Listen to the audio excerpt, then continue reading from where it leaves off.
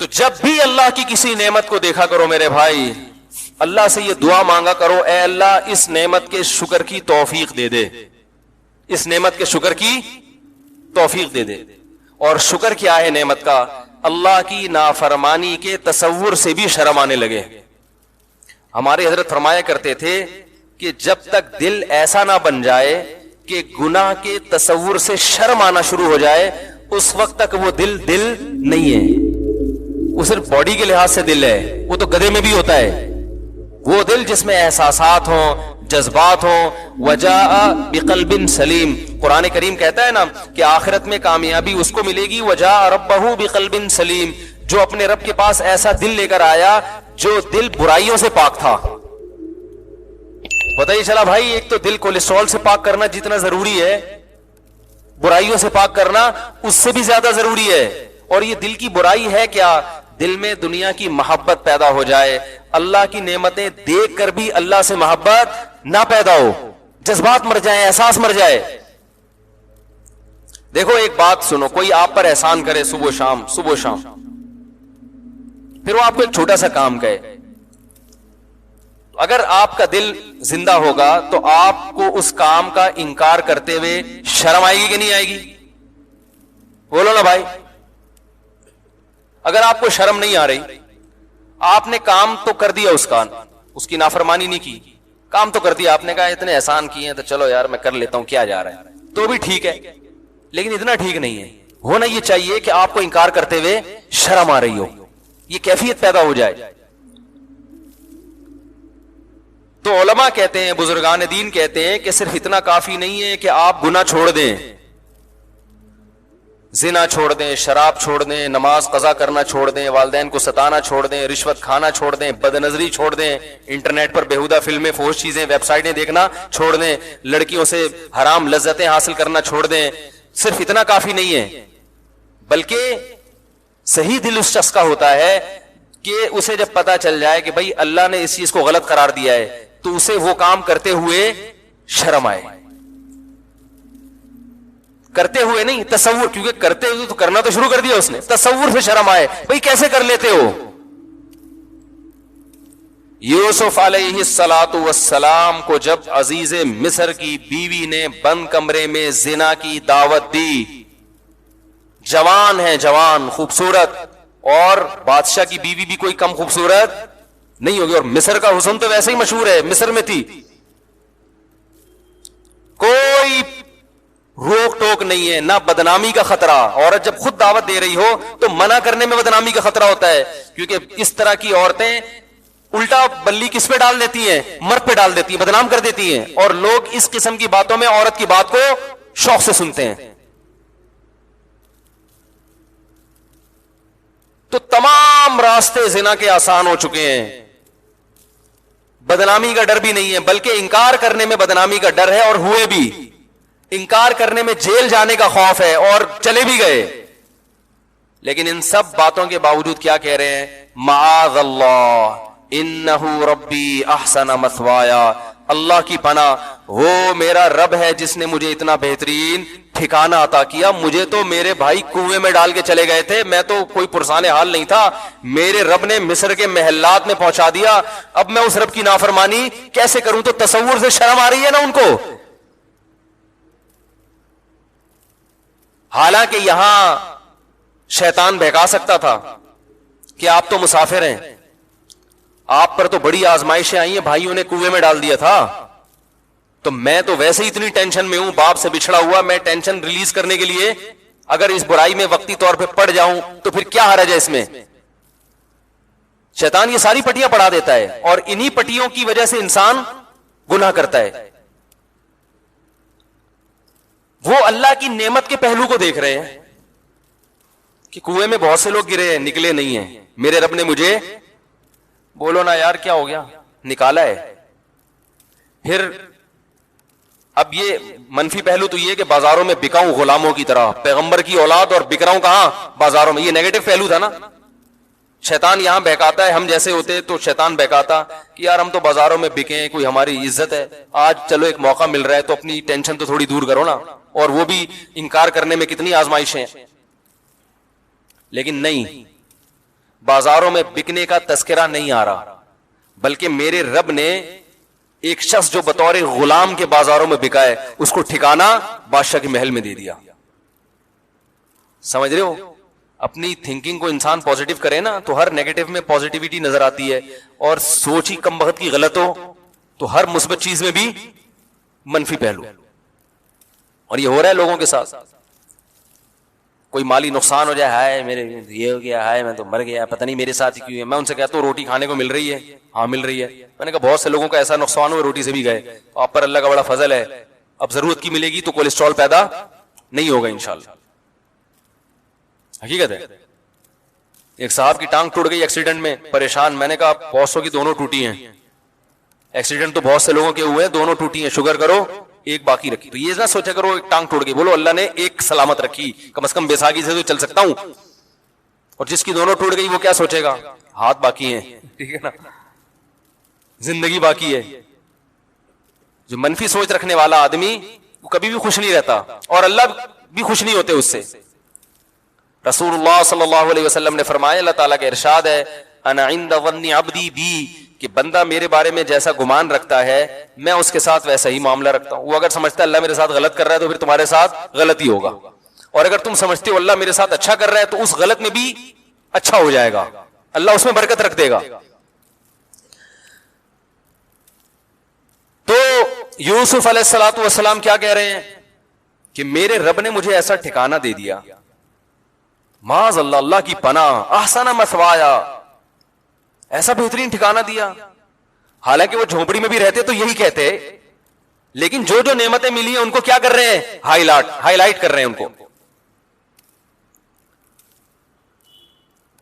انہ ربی احسن مثوایا. اللہ کو آپ کا یہ جملہ کتنا پسند آیا، کتنا پسند آیا. اللہ فرماتے ہیں ہم نے یوسف کو برائی سے بچایا، کذالک لنصرف عنہ السوء والفحشاء، اس طرح ایسا ہوا تاکہ ہم ان کو برائی سے ہم نے ان کو پھیر دیا، اس لیے کہ وہ ہمارے مخلص بندوں میں سے تھے. تو انسان جب کوشش کرتا ہے تو اللہ کی مدد بھی اس کے ساتھ شامل ہوتی ہے.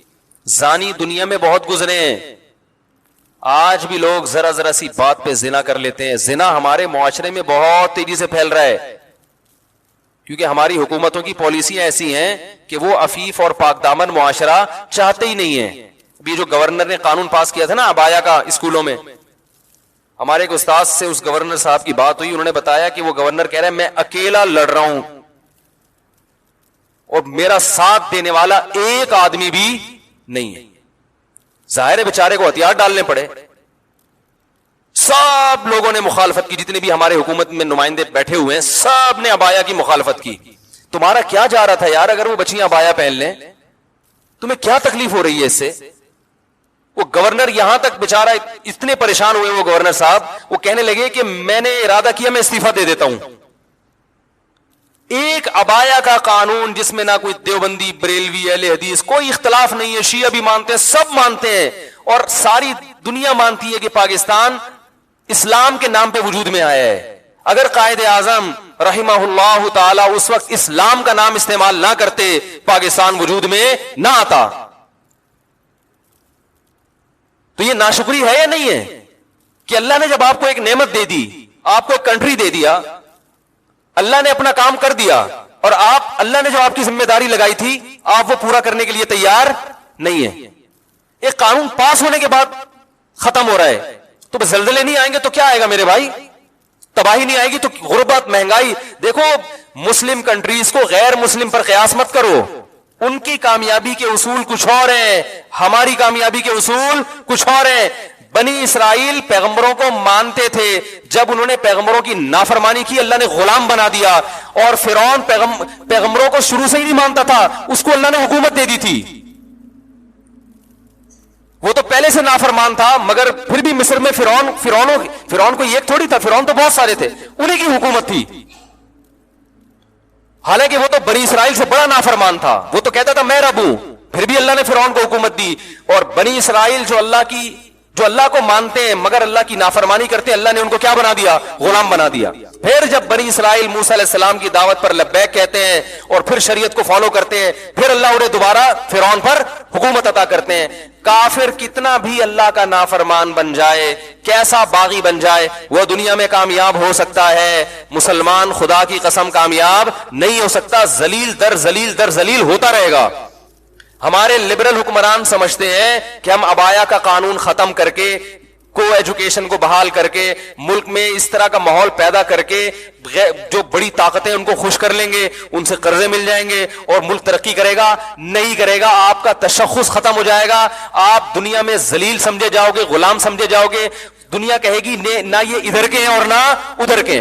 دیکھو مسلمان کتنا مرضی بے حیا ہو جائے, وہ اس میں کافروں کا مقابلہ نہیں کر سکتا. لوگ مجھ سے میرے تو ہر قسم کے طبقے کے ساتھ بیٹھنا ہوتا ہے نا.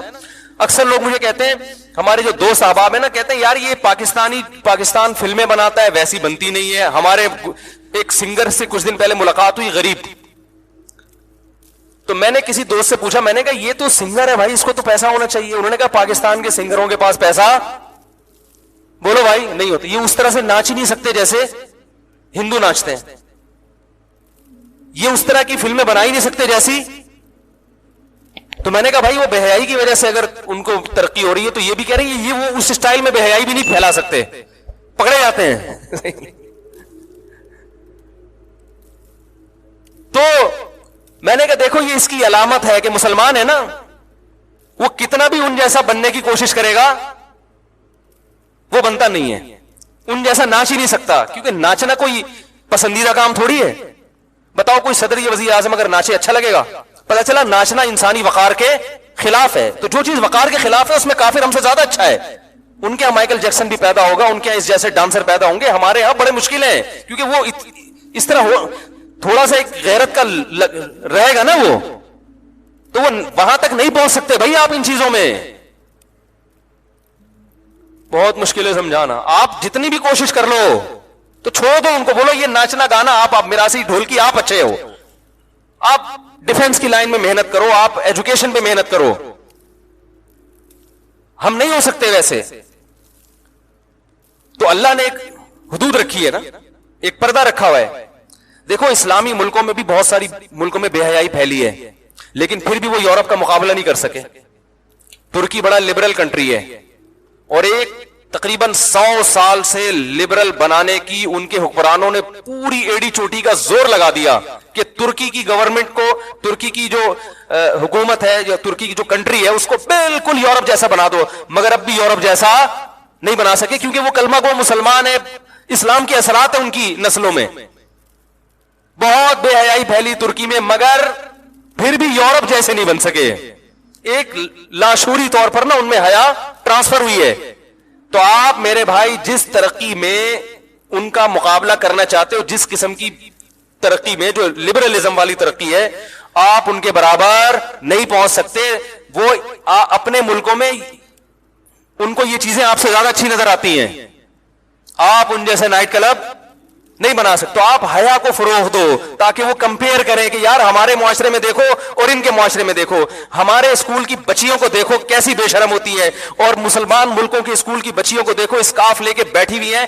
اس طرح سے تو شاید آپ کا کوئی تشخص برقرار ہو جائے اور آپ کو کچھ لوگ ان میں سلوٹ کرنا شروع کر دیں, ورنہ آپ نہ ادھر کے رہو گے اور نہ ادھر کے رہو گے. وہ کہتے ہیں نا کوا چلا ہنس کی چال اپنی بھی بھول گیا. تو چھوڑ دو اس چیز میں, آپ کو عزت نہیں ملے گی. عرب کنٹریز کا بھی یہی حال ہے, بے حیائی کو پھیلا دیا تو کیا ان عربوں کی عزت ہو رہی ہے دنیا میں؟ مجھے یاد ہے ہم بچپن میں کتابیں پڑھا کرتے تھے, کوئی گورا عرب کنٹری میں وزٹ کر کے آتا جہاں اسلام نافذ ہے, خوش ہو کے جاتا. میں نے ایک بچپن میں ایک واقعہ پڑھا تھا کہ عرب جو میاں بیوی تھے نا, وہ سعودی عرب گئے, انہوں نے اسلام قبول کر لیا, بہت پرانی بات ہے. پھر جب وہ اپنے ملک میں گئے تو انہوں نے کتاب لکھی, اپنا واقعہ لکھا, کمپیئر کیا کہ کیسے حیا کے نظام سے نکل کر ہم بے حیائی میں آ رہے, اور وہاں کتنا اچھا فیل کرتے تھے. بھائی بے حیائی ایسی چیز ہے, ایک وقت تک اچھی لگتی ہے, اس کے بعد انسان کو یہ اچھی نہیں لگتی. حیا اچھی لگتی ہے انسان کو. آپ اپنے ملکوں میں اگر بے حیائی پھیلا, یہ پرانے سعودی عرب کی بات کر رہا ہوں, اب بھی بہت ملکوں سے بہت بہتر ہے، لیکن جا اسی ٹریک کی طرف رہا ہے جہاں ساری دنیا جا رہی ہے. تو وہ ان چیزوں سے آپ سے متاثر نہیں ہوں گے. وہ کہیں ہمارے ملکوں میں یہ تم سے زیادہ ہیں، تم کہاں تک پہنچو گے. حیا کے نظام کو آپ فروغ دو تو وہ آپ کو سلوٹ کریں گے، کہیں گے ہمارے ہاں سب کچھ ہے، یہ نہیں ہے. تعلیم بھی ان کے ہاں بہت ہے. تو آپ نے ایک چیز آپ کا ترہ امتیاز تھی، ایک چیز آپ کے لیے قابل فخر تھی. دیکھو ایک آدمی کی بیوی مکمل پردہ کرتی ہو یا پردہ بالکل نہ کرتی ہو، تو اگر بالکل بھی پردہ نہیں کرتی، بالکل گوروں کی طرح رہتی ہے، تو بہت سی ماڈرن عورتیں اس کو لائک کریں گی، ماشاءاللہ براڈ مائنڈیڈ ہے. دیندار عورتیں پسند نہیں کریں گی. ایسا ہی ہوگا نا. اور ایک خاتون بہت زبردست پردہ کرتی ہے تو ماڈرن عورتیں ممکن ہے کچھ اعتراض کریں، لیکن دیندار خواتین اس کو لائک کریں گی. لیکن جو بیچ کی خاتون ہے اسے نہ پردے والی پسند کریں گی اور نہ، بولو بھائی، ماڈرن عورتیں اس پہ اعتراض کریں گی. باہر نکلتے ہوئے عبایا لیتی ہے اور جو پردے دار ہے کہیں گی باہر جب نکلتی ہے تو چہرہ تو تمہارا کھلا ہوا ہوتا ہے، تم جوان ہو، چہرہ کھول کے گھوم رہی ہو، مردوں سے بات چیت کر رہی ہو، تو ادھر ہو جاؤ یا ادھر ہو جاؤ. تو بیچ کا کسی کو بھی اچھا نہیں لگتا.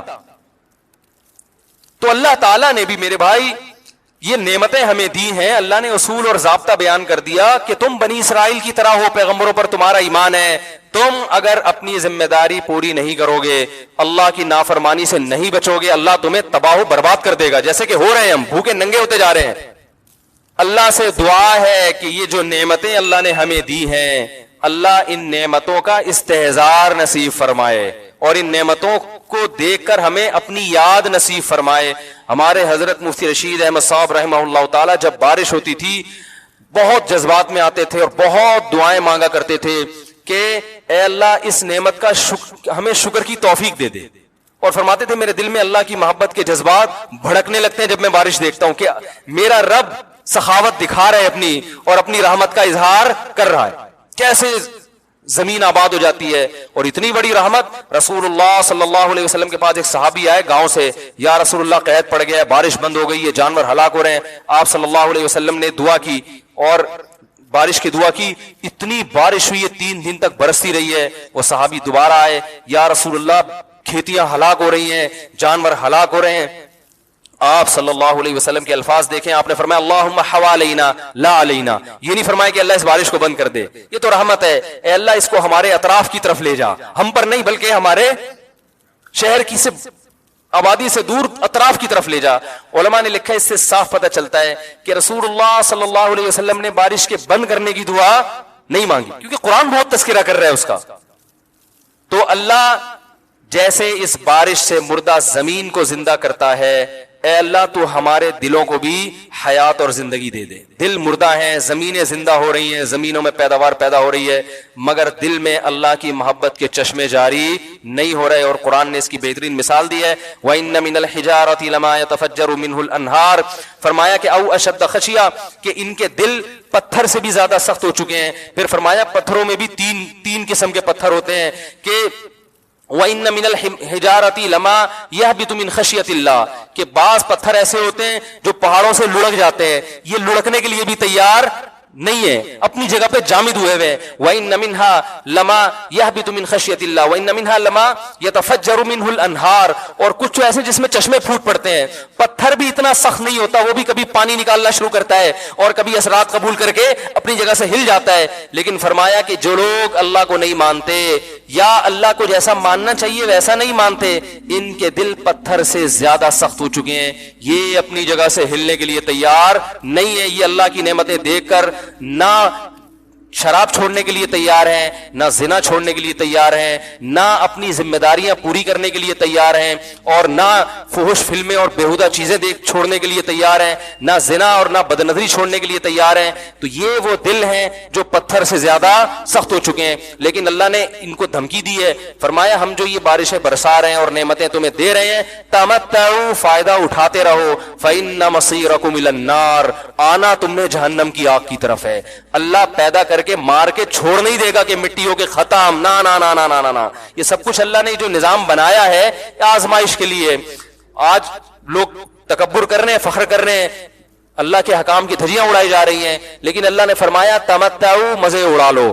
میں نے بتایا نا لبرل لوگ زیادہ مزے اڑاتے ہیں, بارش میں بغیر کپڑوں کے انجوائے کرتے ہیں, مولانا لوگ تو بیچارے تھوڑا کپڑوں کا خیال کر لیتے ہیں نا. تو اللہ فرماتے ہیں تمتعوا, بہت مزے اڑاؤ, شرابیں بھی پیو, زنا بھی کرو, حرام دوستی. جو شادی کی بات کرے اس پر تو بولو ہر وقت شادی شادی کرتا رہتا ہے ممبر پہ بیٹھ کے, لیکن زنا کرتے رہو بیٹھ کے, لڑکیوں سے حرام دوستیاں لگاتے رہو, یتیموں کا مال کھاتے رہو, بڑا بھائی چھوٹے بھائی کو وراثت نہ دے, انٹرنیٹ پر پوری پوری رات ننگی فلمیں دیکھتے رہو بیٹھ کے, لڑکیوں سے اسکائپ پہ ویڈیو چیٹنگ کرتے رہو. اللہ فرماتے ہیں تمتعوا, مزے اڑاؤ, اڑاؤ جتنے اڑا سکتے ہو. ان مصیرکم الی النار, آنا آگ کی طرف ہے, کیونکہ میں رب ہوں, میری سزا پھر میرے حساب سے ہوگی, تمہارے حساب سے نہیں ہوگی. وہ سزا مؤخر اس لیے کی ہے کہ بہت بڑی ہے, چھوٹی موٹی ہوتی تو اسی وقت 2 تھپڑ لگا کے چھوڑ دیتا. یہ تاخیر اس لیے کی ہے کہ مہلت دے رہا ہے, مہلت, اب توبہ کر لو, اب توبہ کر لو, اب توبہ کر لو. نہیں کی تو اللہ فرماتے ہیں موت کا جب وقت آئے گا, پوری دنیا کی دولت بھی اگر دے گا تو میں تیری جان نہیں چھوڑوں گا. کلا انہا کلمۃ ہوا قائلھا, فرمایا اس سے پہلے توبہ کے 2 آنسو بہاتا. زمین اور آسمان نے اگر گناہوں سے زمین اور آسمان کے خلا کو بھر دیا ہے نا, وہ 2 آنسو آگ ٹھنڈا کرنے کے لیے کافی تھے. لیکن جب تم موت اپنی آنکھوں سے دیکھے گا, ساری دنیا کی دولت بھی خرچ کر دے گا, تو اللہ فرماتے ہیں توبہ کا کلمہ ایسا ہوگا, انہا کلمۃ ہوا قائلھا, ایک زبان سے نکلا ہوا کلمہ جو ہوا میں تحلیل ہو گیا. اللہ اپنے قانون میں بہت سخت ہے میرے بھائی. فرعون ساری زندگی نافرمانی کرتا رہا, جب پہلا غوطہ کھایا ہے توبہ کی نا اس نے, اور کیسی پرفیکٹ توبہ کی. کہنے لگا آمنت انہ لا الہ الا الذی آمنت بہ بنو اسرائیل, یہ نہیں کہ میں اللہ پر ایمان لایا, کیونکہ اللہ کے مفہوم میں فرق ہو سکتا ہے اپنے آپ کو اللہ کہہ رہا ہو, پوری تشریح شرح کے ساتھ حاشیے کے ساتھ کہہ رہا ہے کہ میں اس رب پہ ایمان لایا جو ایک غلام قوم کا رب ہے. صحیح ہے نا, میری جو بنی اسرائیل جو میرے غلام تھے نا, وہ جس کو رب مانتے ہیں میں اس پر کو رب مانا میں نے. اللہ فرماتے ہیں آل آنا, اب ایمان لا رہے, وقد عصیت قبل, اس سے پہلے تو نے نافرمانی کی ہے. ایسا عبرت کا نشان بناؤں گا, فالیوم ننجیک ببدنک لتکون لمن خلفک آیا, تو مر جائے گا تیری باڈی سلامت رہے گی, آنے والے لوگ قیامت تک تیری باڈی کو دیکھ کر عبرت حاصل کرتے رہیں گے کہ یہ ہے جس نے زمین پر ایسی حکومت کی کہ اس کی حکومت کے کھوٹے زمین پہ گڑ گئے. آج کیسا عبرت کا نشان بنا ہوا ہے, کیسا پڑا ہوا ہے, مسالے لگا لگا کے تو اس کو محفوظ رکھا جا رہا ہے. اور اللہ فرماتے ہیں یہ تو اس کی باڈی ہے جو تمہیں نظر آ رہی ہے, اس پر گزر کیا رہی ہے ہم تمہیں بتاتے ہیں. النار, آگ ہے, یعرضون علیہا غدوا وعشیا, جس آگ پر صبح اور شام اس کو جلایا جاتا ہے. وَيَوْمَ تَقُومُ السَّاعَةُ, اور جب قیامت قائم ہوگی, ادخلوا آل فرعون اشد العذاب, اللہ فرمائیں گے کہ ہم حکم دیں گے فرشتوں کو کہ فرعون کو اس سے سخت عذاب میں ڈال دو. آپ کو فرعون لیٹا ہوا نظر آ رہا ہے, قرآن کہہ رہا ہے لیٹا ہوا نہیں ہے, وہ صبح اور شام آگ میں جلایا جا رہا ہے. اس کو ہزاروں سال گزر گئے, صبح بھی آگ میں جلتا ہے, شام کو بھی آگ میں جلتا ہے. اور فرمایا ابھی قیامت آنے دو, جہنم میں ہمیشہ کے لیے داخل کروں گا جو اس سے بھی زیادہ سخت ہے. وَإِذْ يَتَحَاجُّونَ فِي النَّارِ, اور فرمایا جہنم میں جانے کے بعد کیا ہوگا, آپس میں ان کے مکالمے کو اللہ نے ذکر کیا ہے کہ جو فرعون کے ماتحت تھے وہ فرعون سے کہیں گے تیری اطاعت اور فرما برداری میں, تیری حکومت کی وجہ سے ہم نے موسیٰ کی بات نہیں مانی,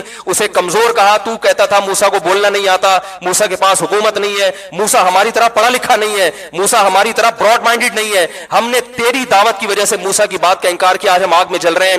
فَهَلْ أَنْتُمْ مُغْنُونَ عَنَّا نَصِيبًا مِنَ النَّارِ, کیا ایک دن کے لیے تو ہم سے آگ کو دور کر سکتے ہو. تو وہ کہے گا کہ میں خود اس جہنم کی آگ میں جل رہا ہوں, میں تم سے آگ کو دور نہیں کر سکتا. اللہ فرماتے ہیں سب مل کے جہنم کے داروغ کے پاس جائیں گے. وقال الذين في النار لخزنة جهنم ادعوا ربكم, کہ فرشتوں سے کہیں گے تم اللہ سے دعا کرو کہ کچھ عذاب میں تخفیف ہو جائے, کچھ مہلت مل جائے. تو فرشتے جواب میں کہیں گے کہ کیا تمہارے پاس ڈرانے والا نہیں آیا تھا, موسیٰ کلیم اللہ جس سے اللہ کوہ طور پہ ہم کلام ہوا کرتا تھا, اس نے تمہیں ڈرایا نہیں تھا کہ تم اللہ کی نافرمانی چھوڑ دو. کہیں گے قالوا بلا, وہ کہیں گے ضرور. اللہ فرمائیں گے پھر اعلان ہوگا فدعوا وما دعاء الکافرین الا فی ضلال, فرشتے کہیں گے اللہ نے ہم پر پابندی لگائی ہے تمہاری سفارش کرنے پر, تم خود اللہ کو پکارو. اللہ فرماتے آج ان کی پکار بیکار جائے گی, کوئی اسے سننے والا نہیں ہوگا. دیکھو جب تک جسم میں روح ہے, ایک دفعہ انسان توبہ کے آنسو بہا دے, ایک دفعہ اللہ سے کہہ دے کہ اے اللہ مجھ سے جو جرم ہوا, اگر کسی نے زنا کیا ہے ایک دفعہ کہہ دے اے اللہ آئندہ نہیں کروں گا. اگر کسی نے شراب پی ہے ایک دفعہ کہہ دے کہ اے اللہ آئندہ نہیں پیوں گا. اگر کسی نے اپنے والدین کو ستایا ہے ایک دفعہ کہہ دے اے اللہ آئندہ نہیں ستاؤں گا. اگر کسی نے وراثت کھائی ہے ایک دفعہ کہہ دے اللہ حق واپس کروں گا, آئندہ کسی کا حق نہیں دباؤں گا. اگر کسی نے انٹرنیٹ پر بیہودہ فحش فلمیں دیکھی ہیں ایک دفعہ کہہ دے اللہ دیکھ چکا آئندہ بولو بھائی نہیں دیکھوں گا. اللہ فرماتے ہیں اس کے کہنے میں تاخیر ہو سکتی ہے. وَمَن يَعْمَلْ سُوءًا أَوْ يَظْلِمْ نَفْسَهُ ثُمَّ يَسْتَغْفِرِ اللَّهَ يَجِدِ اللَّهَ غَفُورًا رَحِيمًا. کیسا ہی بڑا سے بڑا جرم کر لے اس کے بعد جب اللہ سے توبہ کرے گا بشرطے کہ روح جسم کے اندر موجود ہو, اللہ فرماتے ہیں یجد اللہ غفور الرحیم. اللہ صرف گناہ کو معاف نہیں کرے گا بلکہ یہ اللہ کو غفور اور رحیم پائے گا. غفور بھی پائے گا, پانے کا مطلب ہے محسوس کرے گا کہ اللہ نے اس کے جرم کو معاف کر دیا ہے, اور رحیم بھی پائے گا کہ مزید رحمتیں بھی کر رہا ہے. یہ اس وقت تک اللہ کی طرف سے بھائی پیکیج ہے جب تک روح جسم کے اندر موجود ہے, کیونکہ غیب کا معاملہ ہے. جب اس روح اور جسم کا رشتہ کمزور ہو گیا ایڑیاں رگڑتے رہو گے لیکن اللہ توبہ قبول کرنے کے لیے تیار نہیں ہوگا. اللہ سے دعا ہے کہ اللہ ہمیں اس وقت کے آنے سے پہلے سدھرنے کی توفیق عطا فرمائے, اور اس بے حیائی کا جو طوفان ہمارے معاشرے میں پھیلا ہوا ہے اللہ اس بے حیائی کے طوفان سے ہمیں بھی اور اپنے اہل و عیال اور اپنی اولادوں کو بھی بچنے کی توفیق عطا فرمائے. سبحانک اللہم و بحمدک نشہد ان لا الہ الا انت نستغفرک و نتوب الیک. تو نبی صلی اللہ علیہ وسلم نے فرمایا اللہ کا ذکر ایسے کرو لوگ دیوانہ سمجھیں. لوگ کیا سمجھیں؟ دیوانہ. اس کا یہ مطلب نہیں ہے کہ کلیجے پھاڑ کے اور وہ موالی جیسے قوال, جب ان قوالوں کو بولو نا کہ یہ کس طرح اللہ کے نام کی توہین کر رہے ہو, کہہ رہے حدیث میں آتا ہے اللہ کا ذکر ایسے کرو لوگ کیا سمجھیں؟ دیوانہ. یہ مطلب نہیں ہے حدیث کا, کیونکہ حدیث کا مطلب سب سے پہلے صحابہ نے سمجھا, مطلب کثرت سے اللہ کا ذکر کرو. آج محفلوں میں بھی اللہ کا ذکر ختم. نبی صلی اللہ علیہ وسلم نے کیا فرمایا؟ وہ محفل جس میں اللہ کو یاد نہ کیا جائے قیامت کے دن خسارے کا ذریعہ بنے گی. اس لیے جب بھی کوئی محفل ہونا کہیں نہ کہیں کسی نہ کسی حوالے سے اللہ کا نام لے لینا چاہیے انسان. ہم نے علماء کو دیکھا ہے, اہل اللہ کو دیکھا ہے, کوئی نعمت سامنے آئی نا, جیسے سخت گرمی میں ہمارے ایک استاد سے ان کے سامنے انگور لا کے رکھے ہم نے, پیاس لگ رہی ہو اور لال سرخ انگور آ جائیں ایک دم, دنیا دار آدمی ایک دم پھوڑ دے گا, ایسا ہی ہے نا؟ کیا خیال ہے بھائی؟ ایک دم کھانا شروع کرے گا. ابے لا یار. اللہ والے کیا کرتے ہیں؟ سب سے پہلے اللہ کا شکر, اور وہ روایتی شکر نہیں ہوتا کہ اللہ کا شکر ہے, دل سے لگ رہا ہوتا ہے کہ یہ اس نعمت پہ اللہ کا شکر ادا کر رہے ہیں. اے اللہ تیرا کتنا بڑا فضل ہے, کیسی کیسی نعمتیں تو نے ہمیں کھانے کو عطا فرمائی. گرمی میں جب ٹھنڈا پانی آیا کرے نا اللہ کو یاد کرے انسان, صرف روایتی نہیں. روایتی کا مطلب بسم اللہ الرحمن الرحیم پڑھ لیا اور آخر میں الحمدللہ کے لیے, یہ بھی ٹھیک ہے سنت ہے, لیکن یہ تو ایک روایت بن چکی ہے نا, اس میں تو استحضار نہیں ہوتا. اس کے علاوہ بھی زبان سے کہے انسان یار اللہ کی کتنی بڑی نعمت ہے, شدید پیاس میں اس نے ہمیں پانی پلایا. اپنے پیارے بچوں کو جب دیکھا کریں نا کیسے پیارے لگتے ہیں اگر اپنے ہوں, پڑوسیوں کے بچے نہیں اچھے لگتے انسان, وہ ٹینشن ابے لے کے جا یار ان کو.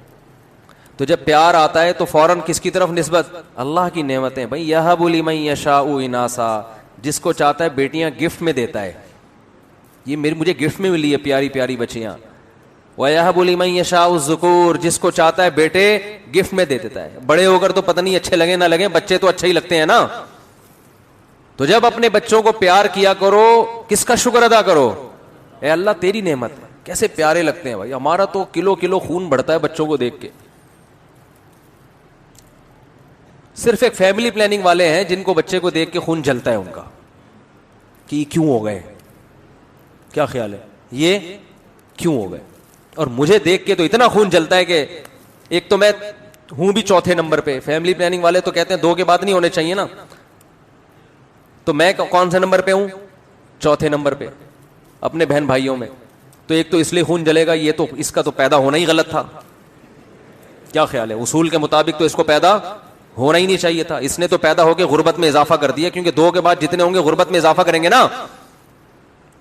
اس لیے بھی جلتے ہیں. دوسرا اس لیے بھی جلتے ہیں کہ اس کے اپنے بہت سارے ہیں, اور اس لیے بھی جلتے ہیں کہ یہ بہت سارے بچے پیدا کرنے کی ترغیب بھی دیتا ہے. کیا خیال ہے؟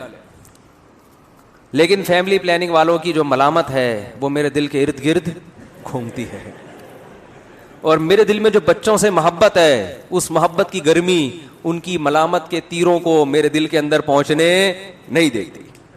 وہ جاتی ہے فیملی پلاننگ والوں کو جا کے الٹا جا کے لگتی ہے. سمجھتے ہو؟ میں ان سے کہتا ہوں کہ تم بھی اپنے بچے پیدا کرو تو زندگی سکون میں آئے گی تمہاری. اللہ پہ توکل کرنا سیکھو, اللہ کے بندو اعتماد کرنا سیکھو. خدا کی قسم دولت میں مزہ نہیں ہے, ایک دھیلا جیب میں نہ ہو لیکن نظر کس پر ہو؟ اللہ پر ہو. اس میں بڑا مزہ ہے کہ انسان کا جب اللہ سے تعلق ہوتا ہے نا تو پھر غربت میں بہت مزہ آتا ہے. اس کو پتا ہے کہ کھلائے گا کون؟ اللہ. تو وہ ایک بزرگ تھے, ان کے پاس ایک طالب علم پڑھا کرتا تھا, فاقوں میں وقت گزر رہا تھا. تو وہ بچہ جو تھا نا, جب وہ گھر جاتا, کھانے وانا ہوتا نہیں تھا گھر میں, تو ماں سے پوچھتا کچھ کھانے کو ہے, تو وہ کہتی نہیں آج ہم اللہ کے مہمان ہیں. دیکھو اللہ کے مہمان کو تو زیادہ ملنا چاہیے نا, مطلب یہ کہ آج ہمیں بس اللہ ہی کھلائے گا. بچہ سمجھ جاتا کہ آج گھر میں کچھ بھی نہیں ہے. تو ایک دن گھر میں گیا, کچھ ہے؟ انہوں نے کہا ہے کھانے کو. تو کہنے لگا اماں جب تو یہ کہتی ہے نا کہ آج ہم اللہ کے مہمان ہیں, تو اس کلام میں جو لذت ہے وہ کھانے میں نہیں ہے. بھوکا رہنے کا اپنا مزہ ہے بھائی, اپنی حماقتوں سے بشرطے کہ بھوکا نہ رہ رہا ہو. ایک ہوتا ہے اللہ کی طرف سے آزمائش, ایک ہوتی ہے اپنی حماقتوں سے. بے روزگاری کی وجہ سے خود ہی کوئی قابلیت ہی نہیں ہے, نہ پڑھائی میں دل لگا رہا ہے, نہ کوئی محنت مزدوری کر رہا ہے, پھر جو بھوک آئے گی یہ اللہ کی طرف سے نہیں ہے, یہ آپ کی حماقتوں سے ہے. اور اس میں خوشی بھی نہیں ملتی انسان کو, اس میں اور ٹینشن میں جاتا ہے. تو کہ جو غیر مسلم ہیں وہ اللہ کی عبادت کسی نہ کسی مفاد کو سامنے رکھ کے کرتے ہیں. وَمِنَ النَّاسِ مَن يَعْبُدُ اللَّهَ عَلَى حَرْفٍ, بہت سے لوگ ایسے ہیں جو اللہ کی عبادت, خدا کی عبادت ایک کنارے پہ کھڑے ہو کر کرتے ہیں. فَإِنْ أَصَابَهُ خَيْرٌ اطْمَأَنَّ بِهِ, اگر فائدہ ہو رہا ہے تو مطمئن, اور اگر آزمائشیں آ رہی ہیں انقلب علی وجہہ, فوراً پلٹ جاتے ہیں. آج مسلمانوں میں بھی ایسے لوگ پیدا ہو گئے ہیں. تو اہل اللہ اللہ کی عبادت کرتے ہیں اللہ کو خوش کرنے کے لیے, ثواب کے لیے, بلکہ ثواب سے بھی آگے ان کا مقام پہنچ چکا ہوتا ہے کہ بھئی ثواب نہ بھی ملے پھر بھی کیا کرنی ہے, یہ تو اللہ ہمارا محبوب ہے نا. تو محبوب کے ذکر میں ان کو لذت محسوس ہوتی ہے, محبوب کی یاد میں ان کو لذت محسوس ہوتی ہے. تو اہل ایمان کی ایک علامت اللہ نے بیان کی ہے نماز قائم کرنا, کیونکہ عبادت کا سب سے بڑا مظہر نماز ہے, اس لیے نماز کو فوکس کیا. ہر وقت گنتے رہنا نا بیٹھ کے, اتنے پیسے ہو گئے, اتنے یہ ہو گئے, اتنے ہو گئے. آج کل یہی چل رہا ہے مارکیٹ.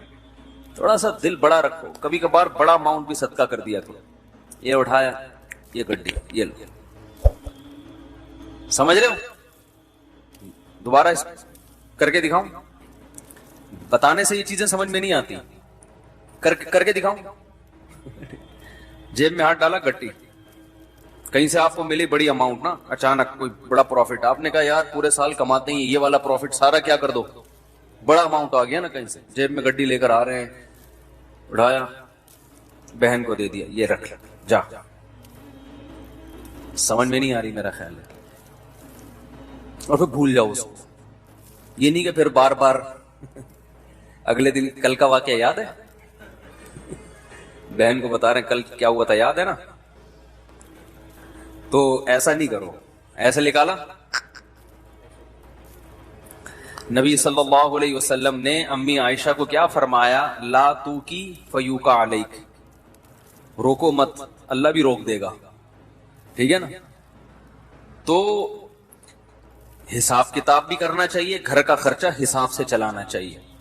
آپ کو پتا ہونا چاہیے آپ کی منتھلی ارننگ کتنی ہے اور گھر کا خرچہ کتنا ہے. میں نے پتا ہے کیا ہے, میں نے پورا ایکسل پہ اپنے گھر کا سارا سیٹ اپ بنایا ہوا ہے.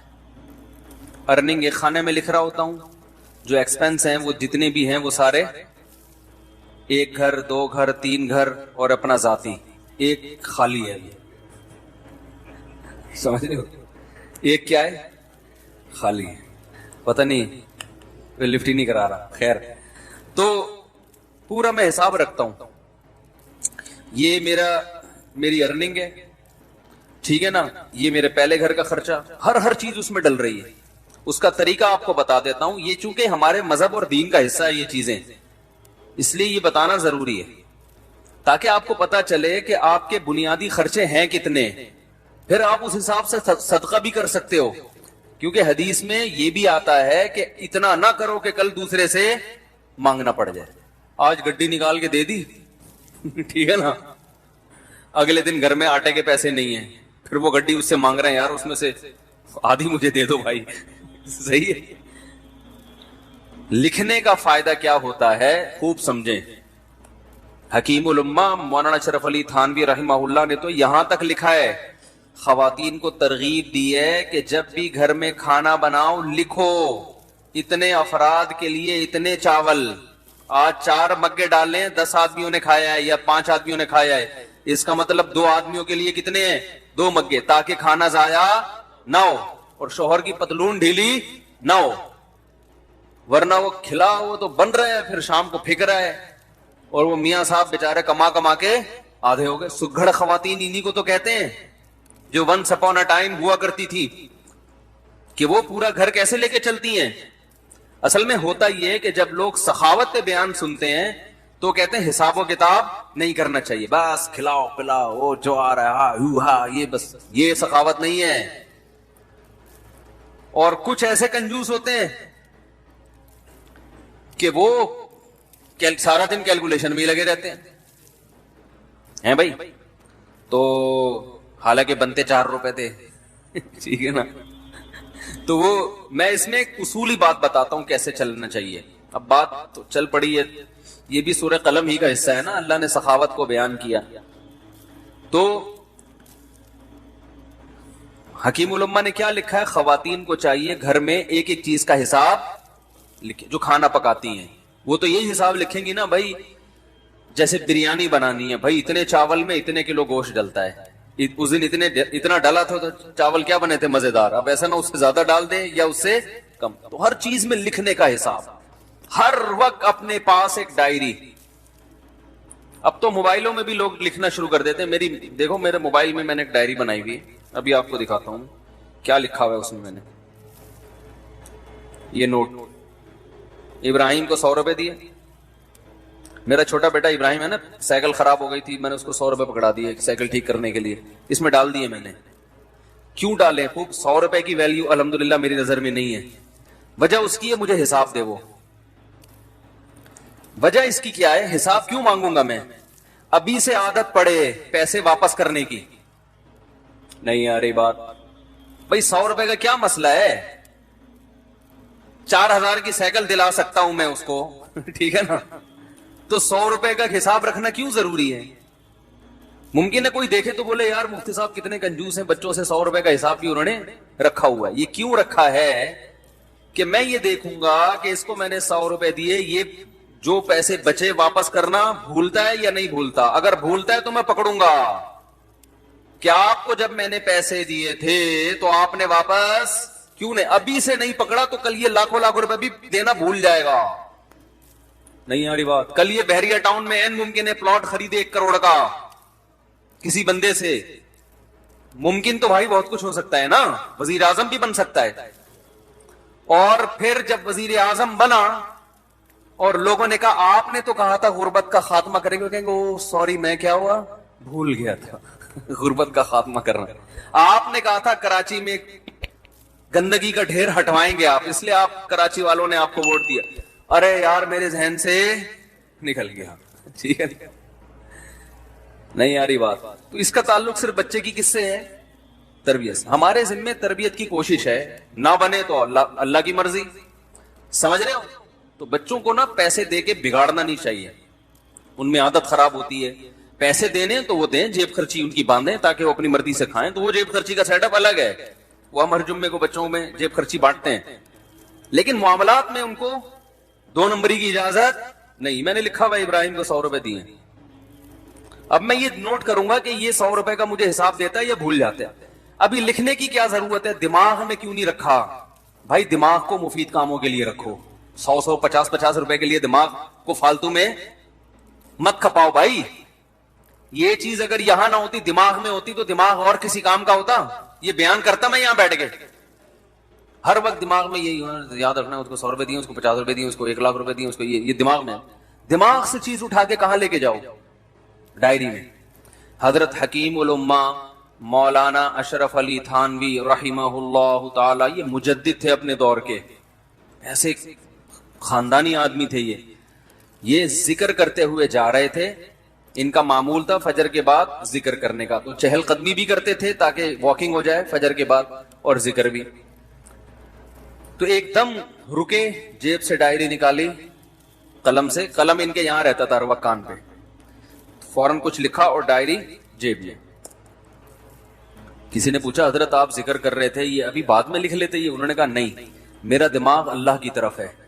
ذہن میں خیال آیا، اگر میں ڈائری پہ نقل نہ کرتا نا تو وہ خیال مجھے محفوظ رکھنے کے لیے بار بار دماغ کہاں جاتا؟ اسی خیال کی طرف. تو وہ مجھے ذکر سے بھی غافل کرتا. وہ چیز دماغ سے کہاں آ گئی؟ ڈائری میں. اب جیب میں. اب دوبارہ ذکر توجہ کے ساتھ. اب یہ ڈائری کی ٹینشن ہو گئی ہے. اب یہ اپنی ٹینشن کیا ہو گیا بھائی؟ ایسی خاندانی چیزیں ہیں یار. یہ تو زندگی میں کامیابی کے اصول ہیں اللہ کے بندو. ہمارے پاس کسی کے پاس بھی کوئی ڈائری نہیں. لاکھوں کروڑوں کے بزنس دماغ میں چل رہے ہوتے ہیں. وسیم کباڑیے سے 1 لاکھ روپے لینا ہے، سلیم گولے گنڈے والے کو 20 لاکھ روپے دینے ہیں، ٹھیک ہے نا. سب دماغ کچومبڑ بنا ہوا ہے دماغ کا، کچرا کنڈی بنا ہوا ہے دماغ. کچرا کنڈی بنا ہوا ہے کہ نہیں بنا ہوا؟ اتنی فکریں ہیں. وہ کیا کیا کھوپڑا، کھوپڑا یہ کیا ہے؟ اس کو یہ کرنا ہے، اسے یہ کرو، پھر بھول گیا، جو بات ہو بھول گیا. ہر چیز بھول رہا ہے. تو مجھے کہتے ہیں بیان کے دوران بھول جاتے ہیں کیا ٹاپک چل رہا تھا. تو آپ جو چیزیں بھول رہے ہیں نا وہ زیادہ خطرناک ہے. آگے کیا لکھا ہوا ہے؟ پھل. وہ اس کی قیمت لکھی ہوئی ہے. اب یہ نہیں کہ پوری ڈیٹیل کے ساتھ ایک ایک چیز، ایسا نہیں. اشارے. یہ اشارے اس لیے کہ رات کو 24 گھنٹے میں ایک ٹائم جو ہے نا، یہ سب چیزیں ایکسل میں چلی جائیں گی. کہاں چلی جائیں گی؟ سب جو یاداشتیں ہیں، جب سے 100 روپے تو نہیں جائیں گے. یہ تو ایک یاداشت ہے نا کہ اس نے حساب دیا کہ یہ ادھر ہی رہے گا. باقی جتنے خرچے آج ہوئے وہ سارے کہاں چلے جائیں گے؟ وہ آفس کا جو سافٹ ویئر آتا ہے نا خرچوں کا، 1 گھر 2 3 4 جو بھی ہیں، اللہ توفیق دے، تو وہ سب اس میں ڈال دیے. اس سے کیا ہوتا ہے بھائی؟ بدگمانی سے انسان بچتا ہے.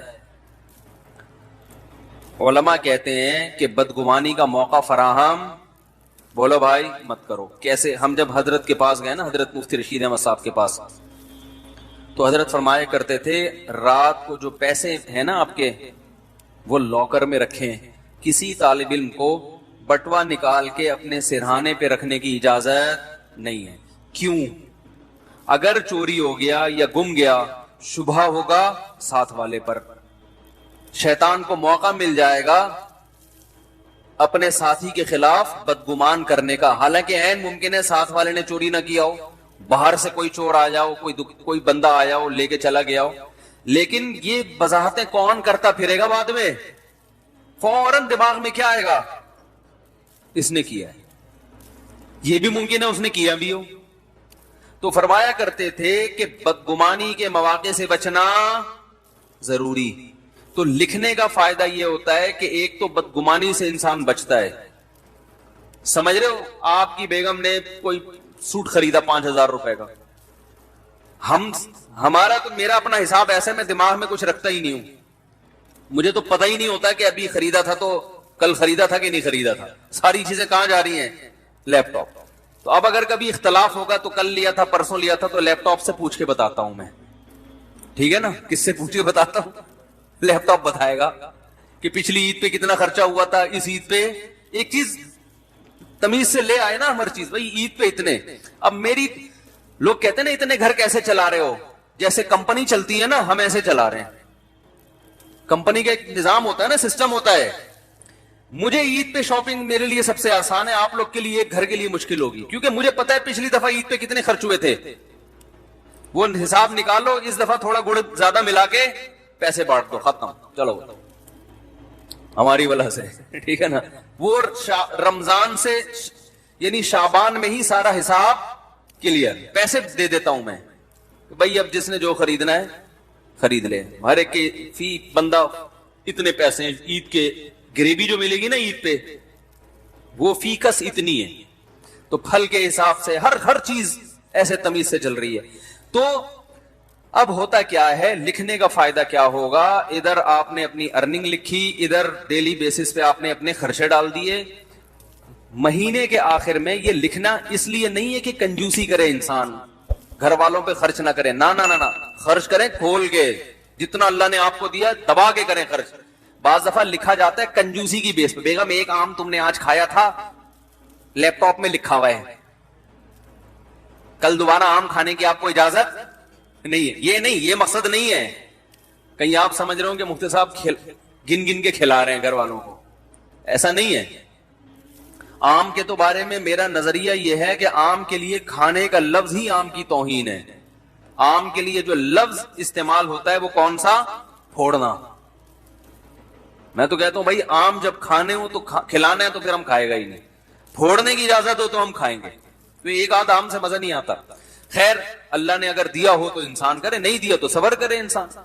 تو اس کا فائدہ کیا ہوگا, جب آپ یہ ہر چیز لکھیں گے تو آپ کو پورے مہینے اندازہ ہوگا. ایک فائدہ یہ ہوگا کہ آپ کے خرچے آپ کی ارننگ سے کم ہیں یا زیادہ. اگر بیلنس, وہ اس میں خود بخود بیلنس آ رہا ہوتا ہے نا, اب اتنا بیلنس رہ گیا, اتنا رہ گیا, اتنا رہ گیا, اتنا رہ گیا, تو ممکن ہے 31 تاریخ کو آپ کا بیلنس مائنس میں جا رہا ہو, -50,000. اس کا مطلب آپ سے بڑا بیوقوف دنیا میں کوئی ہے ہی نہیں, کیونکہ دنیا میں جس آدمی کی کمائی کم اور خرچہ زیادہ, اس کا مطلب وہ اپنے آپ کو بھیک مانگنے کے لیے تیار کر رہا ہے, باتیں چوتھی شادی کی کر رہا ہے, صحیح ہے نا. لیکن حالات ایسے ہیں کہ بقیہ بھی یا تو بھاگ جائیں گی یا یہ کشکول لے کے بھیک مانگے گا. یہی مطلب ہے کہ نہیں ہے. تو پہلا فائدہ آپ کو یہ ہوگا کہ قرآن نے جو ہمیں حکم دیا ہے کہ اعتدال سے خرچ کرو, وَلَا تَبْسُطْهَا كُلَّ الْبَسْطِ, نہ اتنی کنجوسی کرو اور نہ اتنی سخاوت کرو کہ کل لوگوں سے بھیک مانگنی پڑے. تو یہ جو میانہ روی قرآن کا حکم ہے, اس حکم پر عمل کرنا اس وقت تک ممکن ہی نہیں ہے جب تک آپ کو یہ نہ پتا ہو کہ میری ارننگ زیادہ ہے یا میرے خرچے زیادہ ہیں. اگر آپ نے دیکھا کہ آپ کے خرچے زیادہ ہو رہے ہیں تو پھر اس میں کیا کرو, بے ڈھنگے طریقے سے خرچے کم نہیں کرو. پھر آپ نے یہ دیکھنا ہے کہ ان میں کون سے خرچے ایسے ہیں جن میں کمی صحت کے لیے نقصان. ترجیحات کیا ہے, سب سے پہلے صحت ہے نا. ارے کیا ہو گیا, تو اب آپ نے کیا کیا, فروٹ کا خرچہ کم کرنا شروع کر دیا. نہ بھائی بچوں کے کھلونے نکال دو یہاں سے, خرچوں میں کھلونے آ رہے ہیں نا. سائیکل کیا کر دو بھئی, 4,000 کی سائیکل نہیں بنتی, آئندہ یہ نہیں ہوگا, ٹھیک ہے نا, نکالو اس کو, ٹھیک ہے. بہت سارے خرچے. میں نے جب یہ لکھنا شروع کیا تو مجھے اندازہ ہوا کہ بھائی ہوٹلنگ پہ ٹھیک ٹھاک خرچ ہو رہا ہے, تو وہ میں نے مینج کیا. ہوٹلنگ نہیں نکلنے لونڈے لپاڑوں کے ساتھ, ہمارے بھی دوست ہیں وہ نکل گئے وہاں جا کے کھا رہے ہیں ادھر, یہ شنواری پہ کبھی بکرے کے وہ چانپے پھوڑ رہے ہیں, کبھی دیکھا بھائی وہ ٹھیک ٹھاک آ رہا ہے. چانپے وہاں پہ جو ہے نا یہ ٹھیک ٹھاک خرچہ تو میرا کہاں نکل رہا ہے. تو اگر آپ کے خرچے زیادہ ہوں تو آپ نے سب سے پہلے کس پہ کنٹرول کرنا ہے, ہوٹلنگ. بھائی یہ کم کرو. سمجھ میں نہیں آ رہی تو میں گھر چلا جاتا ہوں بھائی. اس کو کیا کرنا ہے, کم کرنا ہے. یہ نکالو, چائے گٹکا نکالو, سگریٹ نکالو. بہت سارے خرچے ایسے ہوں گے جو آپ کو اندازہ ہوگا کہ فالتو کے ہیں مگر ان پہ خرچ بہت زیادہ ہو رہا ہے. تو پہلا فائدہ یہ ہوگا کہ آپ مستقبل کے لیے بھیک مانگنے سے بچ جاؤ. اور گھر والوں پہ سختی بھی کرنی پڑے گی, بیگم دیکھ لو تمہارے سامنے ہے یہ خرچہ ہے, اور انڈے پراٹھے دیکھو یہ آ رہا ہے, ٹھیک ہے, اب تم بتاؤ میں کہاں سے لے کر آؤں یہ. تو گھر والی سمجھدار ہوگی تو مان جائے گی, بھائی ٹھیک ہے تھوڑا کنٹرول میں کرو اس کو. تو گھر والوں سے مشورہ کرو, بتاؤ کیسے کنٹرول کریں اس کو. مشورے کے بغیر کرو گے تو وہ خرچہ کنٹرول میں آ جائے گا, بیگم کنٹرول سے باہر نکل جائے گی. اس کو بٹھاؤ, بولو آپ کے سامنے ہی ہے, دیکھ لو بھائی, تو آپ بتاؤ نا اب اس کو کیسے کنٹرول کریں. مل جل کے کچھ کرتے ہیں تو کون سے خرچے کم کریں آپ بتاؤ؟ اگر عید پہ اتنی شاپنگ ہم ہر سال کرتے رہے تو بیگم یہ تو مسئلہ کیا ہو جائے گا، کبھڑا تھوڑا عید کو کم کر لو. تو بہت سارے، یعنی آپ کے سامنے ہر چیز موجود ہوگی، ہر چیز کا نا میرے یہاں کھانا بنا ہوا ہے. کھانا، گوشت پہ اتنا خرچ ہوا، دودھ پہ اتنا خرچ ہوا، انڈوں پہ اتنا خرچ ہوا، سبزی پہ اتنا، ایک ایک چیز ریٹرن میں موجود ہے الحمدللہ. تو اب اچھا، پہلا فائدہ. دوسرا فائدہ، اگر آپ نے دیکھا کہ آپ کے خرچہ آپ کی سیلری سے کم ہے، الحمدللہ مینج ہو رہا ہے، بھیک مانگنے کی ضرورت نہیں پڑے گی، تو دوسرا فائدہ آپ کو اس سے یہ ہوگا کہ آپ کو اندازہ ہو جائے گا کہ یار میری سیلری مثال کے طور پر 50,000 ہے، 1,00,000 ہے، میرے خرچے 99,000 ہو رہے ہیں. لیکن یہ جو 99,000 میرا خرچہ ہو رہا ہے اس میں 25% تو اس فالتو کام پہ خرچ ہو رہا ہے. سمجھ رہے؟ تو میں اس کو بچا کے ماہانہ 25,000 روپے بچا سکتا ہوں. اس 25,000 میں جائز کمیٹی ڈال سکتا ہوں، اس 25,000 کا ہر مہینے گولڈ خرید سکتا ہوں، بہت کچھ ہو سکتا ہے نا بھائی. تو اتنی بچت کے بعد 1,00,000 کے بعد بحریہ ٹاؤن کا پلاٹ 1 سال کے بعد، میں مذاق کر رہا ہوں، بحریہ ٹاؤن والے کو بتاؤ گے نا وہ مارے گا، بولے گا میری توہین نہیں کرو. 25,000 میں ایک مثال دے رہا ہوں، یہ 25,000 کے 25,00,000 بھی تو ہو سکتے ہیں، کچھ بھی ہو سکتا ہے. یعنی آپ نے ادھر سے چیک کیا، مجھے تو بڑا فائدہ ہوا تھا کہ میں نے جب چیک کرنا شروع کیا مجھے اندازہ ہوا بھائی یہ پیسے بلا وجہ کے اتنا بڑا اماؤنٹ خرچ ہو رہا ہے ہوٹلوں کی چائے پر اور فلاں پر، اور اتنا اس پہ ہو رہا ہے کہ یہ بچ کے بہت اچھی جگہوں پہ بولو بھائی خرچ ہو سکتا. تو آپ جب خود کریں گے تو بہت سی راہیں آپ کے سامنے کھلیں گی. تیسرا فائدہ یہ ہوگا کہ آپ کو یہ پتا چل جائے گا کہ بھئی یہاں سے مینج کرنے کے بعد میری جو سیلری ہے نا اس میں سے میرا بچتا اتنا ہے، تو میرے گھر کے مہینے کے اتنے خرچے تو بہرحال ہیں ہی، اس سے زیادہ کیا ہے گریوی. اب صدقات و خیرات میں آپ کو کیا ہو جائے گی آسانی. اس میں ایک کام اور کرو، ہم میں چونکہ توکل کم ہے تو آپ اتنا اماؤنٹ جمع کرو گولڈ کی شکل میں کہ آج آپ کی تنخواہ اگر چھوٹ جاتی ہے، آپ کو جاب سے نکال دیا جاتا ہے، تو گولڈ کی شکل میں آپ کے پاس 1 سال کا راشن بولو بھائی ہونا چاہیے. مثلا آپ نے وہاں کیلکولیشن کی، آپ نے اندازہ لگایا کہ میرا ماہانہ خرچہ 1,00,000 ہے. ایک مثال دے رہا ہوں، ایک نارمل ایک فیملی والے 1-2 بچوں کے ساتھ 1,00,000 بہت اچھے طریقے سے ہو جاتا ہے. اندازہ لگا لیا جی میرا ماہانہ خرچہ کتنا ہے 1,00,000. تو آپ نے ایک ہدف بنایا کہ یار میں نے 12,00,000 روپے جمع کرنے ہیں. اتنا جمع کرنا نا کہ آج اگر جاب چھوٹ جاتی ہے تو کسی کے سامنے ہاتھ نہ پھیلانا پڑے. آج اللہ نہ کرے کوئی آفت آ گئی، ارے کوئی بڑا خرچہ آ گیا، کوئی خدا نخواستہ خطرناک بیماری آ گئی، تو کچھ پیچھے اماؤنٹ ہونا چاہیے نا. تو وہ کتنا اماؤنٹ ہونا چاہیے؟ اگر آپ ضرورتوں کو دیکھو گے تو وہ زرداری کے پاس جتنا اماؤنٹ ہے پھر وہ بھی کم ہے، کیونکہ ہو تو کچھ بھی سکتا ہے. اور بالکل ہی زیرو پہ رہو گے تو یہ بھی غلط ہے، یار اتنا بھی نہیں، کچھ تو انسان کے پاس بینک میں ہونا چاہیے. تو ہم نے علماء سے سنا ہے کہ 1 سال کی جیب خرچی پیچھے ہونی چاہیے اس زمانے میں، خاص طور پہ جب توکل کی کیا ہے کمی. اور اگر آپ میں توکل ہوگا تو آپ کے بیوی بچوں میں توکل ہو یہ ضروری نہیں. آپ نے تو کہا کچھ بھی نہیں اللہ کھلائے گا، بیگم کہ جب بھوک لگے گی نا تو ممکن ہے آپ توکل کرو، بیگم توکل نہ کرے. پھر وہ جب چترال لگائے گی تو پھر آپ ہمیں فون کریں گے یار یہ آپ نے توکل پہ بیان کیا تھا. تو بھائی آپ کو سمجھ میں آیا، اس کو سمجھ میں آیا ہی نہیں.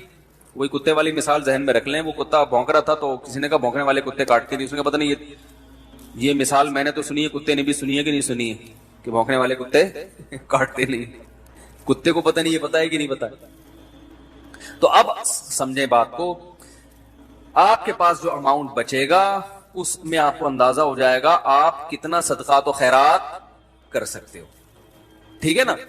اچھا آپ نے 1 سال کا جس کی 1,00,000 روپے ماہانہ خرچہ ہے نا وہ 12,00,000 جمع کر لے، اور 12,00,000 کیش کی شکل میں نہیں، گولڈ کی شکل میں، کیونکہ وہ کیش تو ایسے دڑام سے گرتا ہے، وہ تو ڈی ویلیو ہو رہا ہے نا. گولڈ لے کے رکھ لے، لاکر میں ڈال دے کہ بھائی یہ بس رکھ دیا میں نے. اس سے دماغ کیا ہو جائے گا بے فکر. کبھی شیطان ڈرائے کہ ابے یہ ہو گیا تو کیا ہوگا، یہ ہو گیا، بولے ہیں بھائی لاکر میں 12 लाख का गोल्ड पड़ा हुआ है और वो गोल्ड की वैल्यू भी क्या हो रही है, बढ़ रही है। ये प्लॉट भी ले सकते हैं, लेकिन प्लॉट में फिर 10 टेंशन है। उसमें ये खतरा होता है, प्लॉट वैसे 12 लाख का आता भी नहीं है, लेकिन एक खतरा भी होता है ना कि पता नहीं वो और डिवैल्यू ना हो जाए। गोल्ड एक ऐसी चीज है कि माहिरीन ये कहते हैं ये बहुत बढ़ता नहीं है तो गिरता भी नहीं है। समझ रहे हैं, ऐसा नहीं होता कि 1 लाख का गोल्ड 50,000 पे आ जाए, ऐसा आज तक ऐसा हुआ नहीं है। तो हुआ भी है तो 2 दिन के बाद फिर ऊपर चढ़ जाएगा। तो अब क्या करना है आपने, आप समझें। अच्छा, जब ये 12 लाख का गोल्ड आप जमा कर रहे थे, ये मैं एक उस आदमी की बात कर रहा हूं जिसका खर्चा 1 लाख है, जिसका 4 लाख है, फिर वो 12 लाख नहीं, वो फिर उसी हिसाब से। ये हर आदमी के लिए अलग अलग है। तो अब आपने जब वो लॉकर में जमा कर दिया, इस जमा करने के दौरान भी हर महीने कुछ ना कुछ सदका करना है। ये नहीं कि 10 साल गोल्ड जमा करने में लग गए तो इस दौरान आपने कभी कोई सदका किया ही नहीं है। लेकिन वो सदका थोड़ा थोड़ा होगा, क्योंकि अभी आप खुद स्टेबल नहीं हुए ना। वो सदका होगा, वो वाला नहीं होगा जो गड्डी निकाली, ये अभी मैं आ रहा हूं इस तरफ। ये कब करना है आपने, वो आपने कि भाई मैं पहले बच्चों के लिए एक जमा तो कर लूं ना, कि आज कुछ हो गया तो ठीक है। अब आपने क्या करना है कि जैसे ही आप जो है ना थोड़ा थोड़ा हर महीने करते रहे, जब ये भी आपके पास 1 साल का गोल्ड जमा हो गया, अब आपको अंदाजा हो गया भाई मेरा माहाना खर्चा इतना है, अर्निंग इतनी है।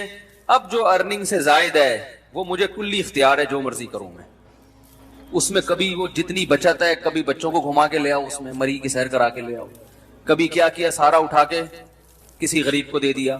इस दौरान लॉटरी भी निकलती है ना लोगों की, भाई कारोबार में अचानक बहुत प्रॉफिट हो गया, तो कई दफा बहुत प्रॉफिट हुआ है, इस दफा का सारा प्रॉफिट सदका। ये है जो स्टेज में बयान कर रहा हूं ना भाई, कदर कर लो इन बातों की। बहुत मुश्किल से बहुत जिंदगी गुजरती है, फिर आदमी ये बातें सीखता है। फिर जैसे आपके प्रॉफिट में छक्के लगे तो सदके में भी ऐसे छक्के लगने चाहिए। समझ रहे हो, प्रॉफिट में छक्के लगते हैं ना ताजरों के। ये कभी बोनस मिल गया, बोनस तो एक तो सालाना बोनस मुतय्यन होता है, कभी कभार बॉस वैसे ही खुश होके ग्रेवी में दे देता है, ये ले भाई ले जा।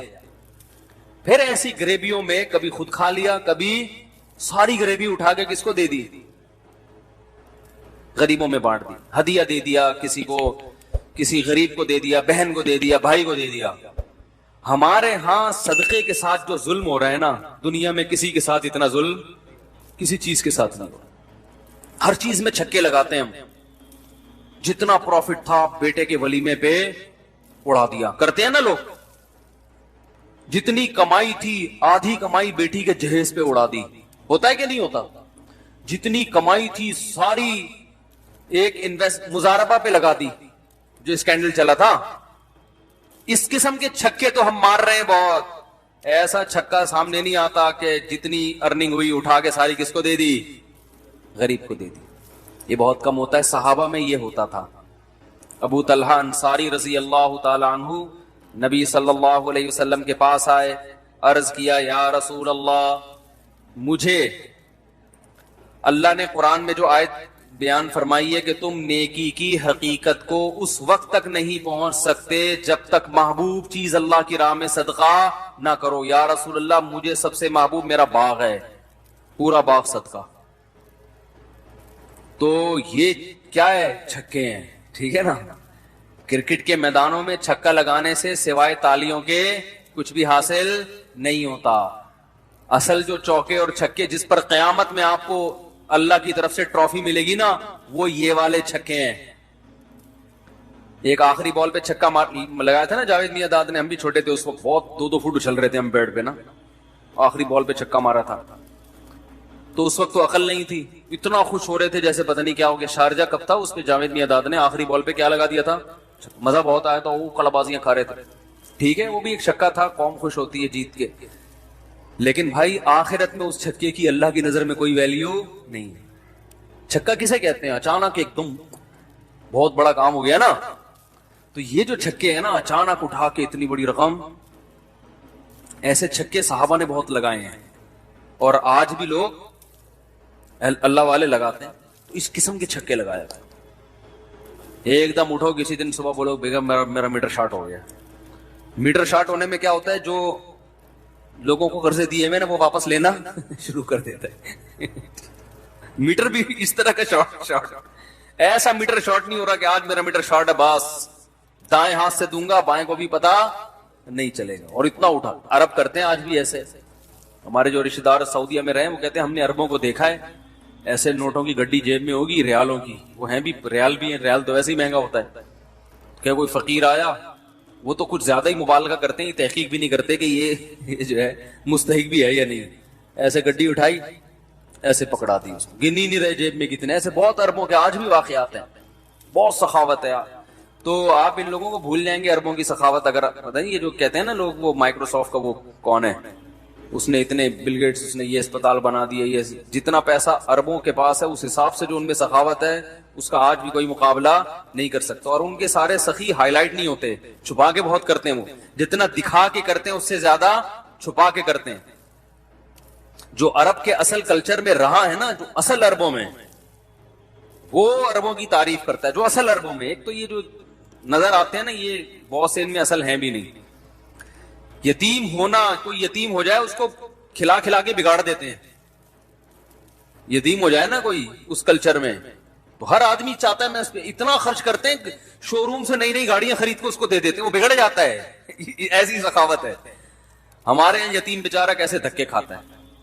हमारे यहाँ सबसे बड़ा सखी वो है, गाड़ी जा रही है, वाइपर पे किसी ने साफ कर दिया तो 5 रुपए उसको पकड़ा था, ये समझा जाता है। बाकी अल्हम्दुलिल्लाह हमारे यहाँ भी बड़े बड़े सखी मौजूद हैं, और गैरों से बहरहाल फिर भी हम बहुत अच्छे हैं। अभी ये कोरोना वायरस में जब ये राशन की तकसीम का अमल आया ना, तो हमें अंदाजा हुआ कि भाई लोगों में अल्लाह ने बड़ा जज्बा रखा है भाई, हमारी कौम में भी, और बहुत खर्च करने का जज्बा। खैर, अब मैं जल्दी से अपनी बात को आगे लेके चलता हूँ। तो ये समझ में आ गया कि अपने हर खर्चा क्या करना है, डायरी लेके लिखना है और शाम को उसको लैपटॉप में डाल देना है। उससे 3 फायदे होंगे। बचत कितनी है आपकी, सखावत कितनी अफोर्ड कर सकते हैं, कितनी अफोर्ड नहीं कर सकते, और जरूरत कितनी है आप। उसके बाद फिर दिमाग फ्रेश कि यार मेरी जरूरतें अल्लाह क्या कर रहा है, पूरी कर रहा है, बस इतनी मेरी जरूरत है। आगे जितना आ रहा है वो गरीबी है, तो गरीबी तो कभी खा लेता है कभी खिला देता है इंसान। इस तरह से हंसी खुशी जिंदगी आपकी इंशाअल्लाह गुजरेगी। फिर भी हंसी खुशी जिंदगी नहीं गुजर रही तो वो फिर लैपटॉप का फॉल्ट नहीं है, वो आपका इधर का फॉल्ट। जब मेंटल फॉल्ट होता है ना, फिर वो इंसान को वो हकीम साहब जो कीड़ों वाली दवा नहीं खिलाया करते थे हर एक को, फिर उस दवा की जरूरत है। तो फिर भी फंदे के ख्यालात आ रहे हैं, लटकने के ख्यालात आ रहे हैं, तो इसका मतलब। और याद रखो, बहुत से ऐसे लोग होंगे जिनका 1 लाख नहीं होगा, 1 करोड़ रुपए होगा। बहुत से ऐसे भी हैं जिनका माहाना खर्चा 5000 रुपए होगा। तो हर तरह के लोग हैं ना दुनिया में, तो 5000 वाले भी हैं, 10,000 वाले भी हैं। तो हर आदमी हिसाब जरूर लिखे, उसे पता हो कि मैं माइनस में जा रहा हूं, प्लस में जा रहा हूं, माइनस में जा रहा हूं, तो इसको कम कैसे करना है। तो ये बाघ वालों का अल्लाह ने वाकया बयान किया। वो तो प्लस में जा रहे थे ना, पूरा बाघ कटेगा, तो प्लस में जाके भी कह रहे हैं गरीब करीब में नहीं आना चाहिए। अल्लाह ने कहा ऐसी उनका सारा बाग उलट दिया, अल्लाह ताला ने सब तबाह बर्बाद कर दिया। तो